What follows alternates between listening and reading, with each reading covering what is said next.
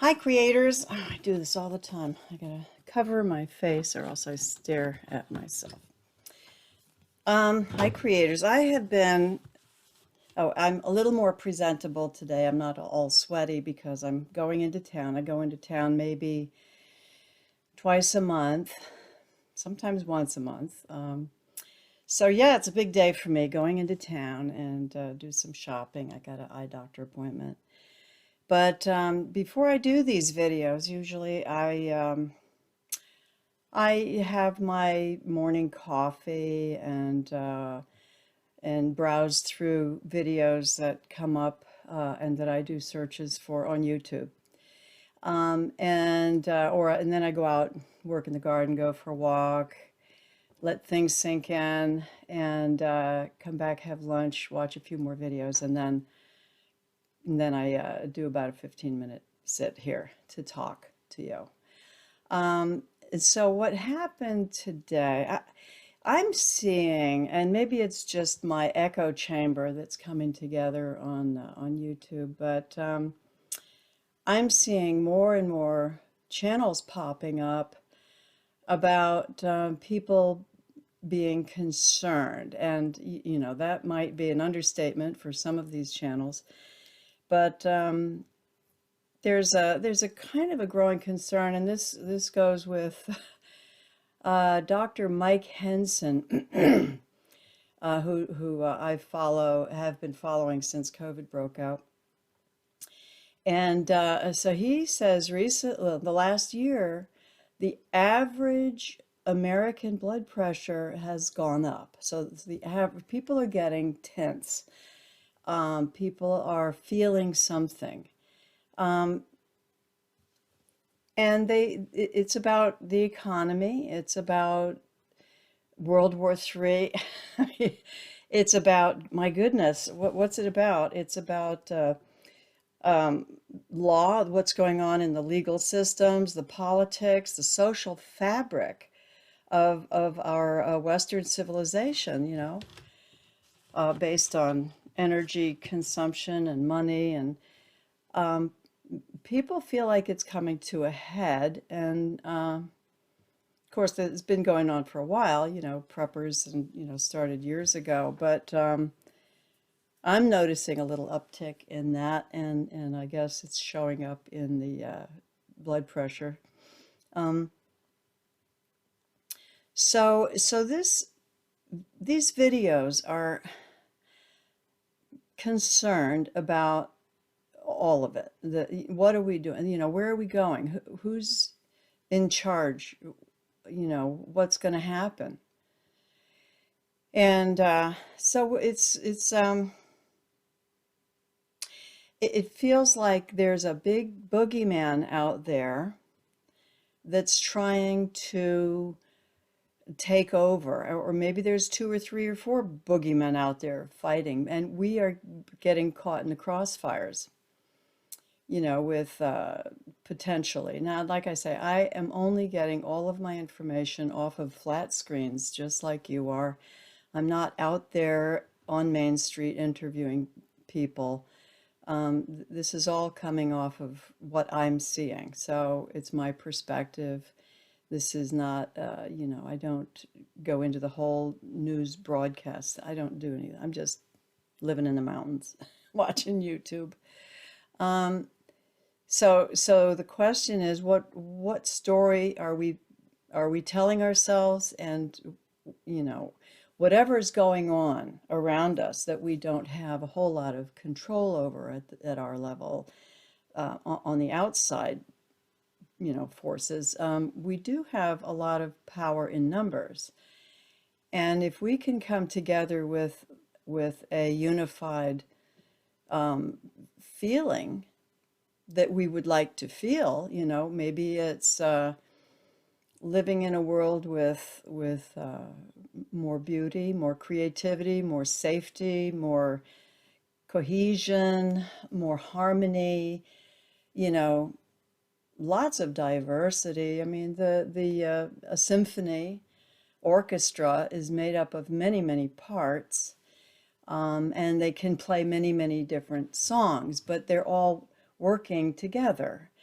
that's how I see the planet. I think, yeah, we are a multitude of people and cultures, and a lot of us are just singing different songs, and we want to find our part in the orchestra, um, to play in harmony, in synchronicity, in some form of cohesive something.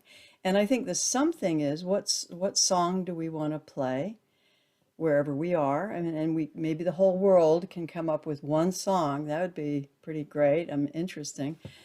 But but that might just be the umbrella. And then what are the other songs or pieces or I mean, how do we want to do this? I don't know. I don't know, but I do know that if we put our intention and attention in the direction of finding what we want, it'll come to us. We are creators. That's how it works. You put your intention to embody something and your attention on the becoming of it. So it's the way it's in the body. It's not out there. It's not visioning something.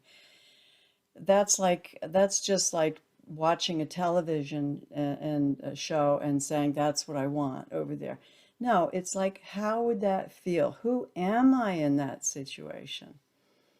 I would see myself as doing so. How would that feel if I lived in a world that felt safe and knowing that everybody was having opportunity to develop their personal skills and creative abilities.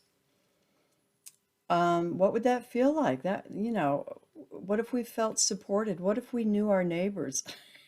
You know, um, what if we felt honored by our community in a way that, and I don't mean honored like, bow down, but I mean like I respect you for who you are, your perception and perspective, because we're all different, but we are here together, that we are sharing this space. So let's kind of make some harmony and see what we can build in terms of relationship. These are the kinds of stories that I want to talk about. I hear that there's a lot of fear, there's a lot of anxiety.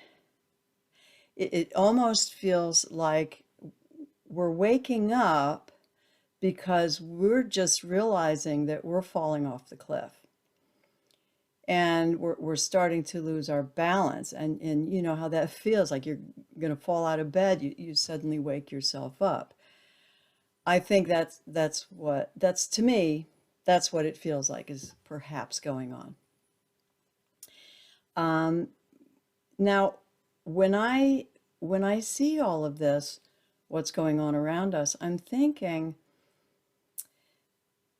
I can go down any rabbit hole. So, I can keep the big picture of all possibilities, and maybe this is all a charades, um, uh, in order to here, I'll step back a little bit. There's a documentary that came out some years ago, and I may have talked about this in another video.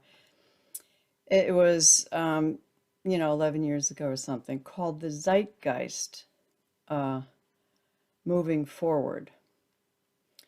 It was directed by Peter Joseph and based on the work of a man named Jacque Fresco, who lived, I think, into his hundreds and only passed away a few years ago. And his work is carried on by, excuse me, I got to put this in airplane mode. His work is being carried on by Maxine Meadows. Is it Maxine? Anyway, so the work of the Zeitgeist,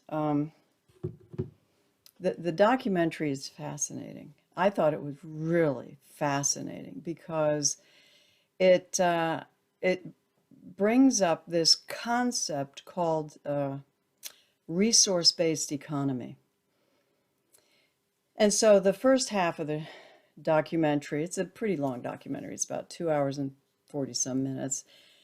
The first half of it points out all the things, all the dead ends, the alleyways that we have gone down as a culture, as a society, as Western civilization, that are coming to a dead end. And you know, let's see, like the money system, okay, that's falling apart. There's this grappling for power to try to control everything. And I mean, this is a very fascinating movie. It talks about the psychology, the economy, the sociology, the everything that's wrong, that has gone wrong. So the first half is about that. The second half is about how to potentially fix it. It's an idea, and it's a story that they were trying to tell, which I thought was a pretty good story.